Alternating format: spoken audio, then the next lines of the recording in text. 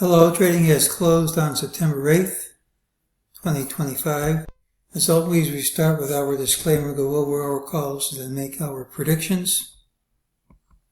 This is my trading plan for Tuesday, which is September 9th, 2025.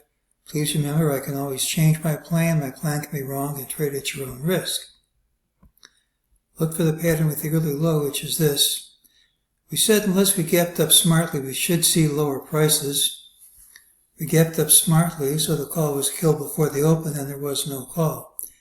It's always a moral victory when there's no call and we close essentially unchanged. My criteria for that is within 0.25%.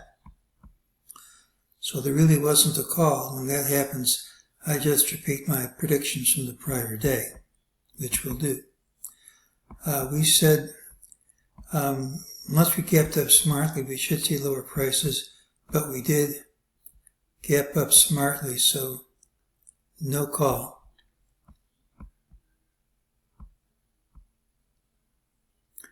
During the day, MEJT said this drop was false. We see higher prices. We have a target of 64.9754. We came darn close. We haven't hit it, and that's still a legitimate target. We also had an ultimate buy signal in addition to a buy signal. We got the minimum from the ultimate buy immediately, but almost always you're going to get more than the minimum, and again, that target's the same price. Normally you don't have to wait too long for these, although it isn't a rule. And so I suspect we're going to see 64.9754 or higher tomorrow. Now again, that's what, 2.5 handles away? I don't take trades for 2.5 handles, especially when there's no clear stop. Doesn't mean you have to stop there, but that number is resistance. So if you want to be short, you could think about shorting resistance at this price or a higher price. As far as entering it for a long, I don't have enough to do that. Well, I'm just going to repeat what I said before. This is a rejection of the highs.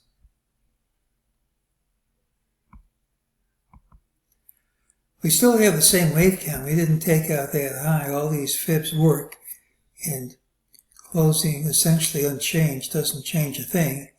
I'm not claiming it's the only count by a long shot, but it's a valid count. We have rejection of the highs. And if we drop from this level, I can certainly explain it. There's always a risk in trying to pick tops, and especially when I think it's a counter-trend trade, and I think we're going to go much higher.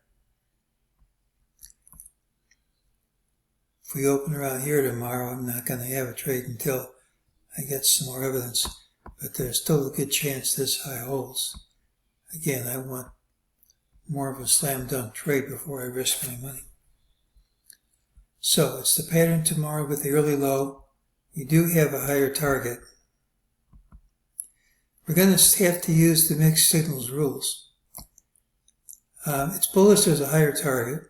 The target's too close to justify entry based on the system, and there's always increased risk of failure near an all-time high. The system almost always leaves a failed target at a major change in trend. That doesn't mean this is a major change in trend, but it certainly is a candidate, and if it is, we would like to leave a failed target. Anyway, unless we get done smartly, the odds are we're going to see that higher number. It is bearish. Today's normally bullish pattern didn't close near the high.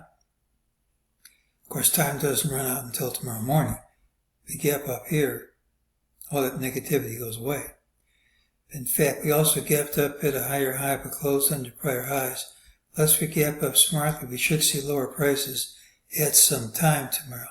Not a guarantee of a lower close. So we're going to use the mixed signals rules. It's quite possible we see both the higher target and lower prices tomorrow. At least I'm planning on that. Gapping smartly might change my mind, and I'm not holding any position overnight. So it's the pattern with the early low, slightly higher target, pattern I view as negative with the potential for a sizable drop from here, but that's not enough for me to hold something overnight. That's my trading plan, and that's today's call.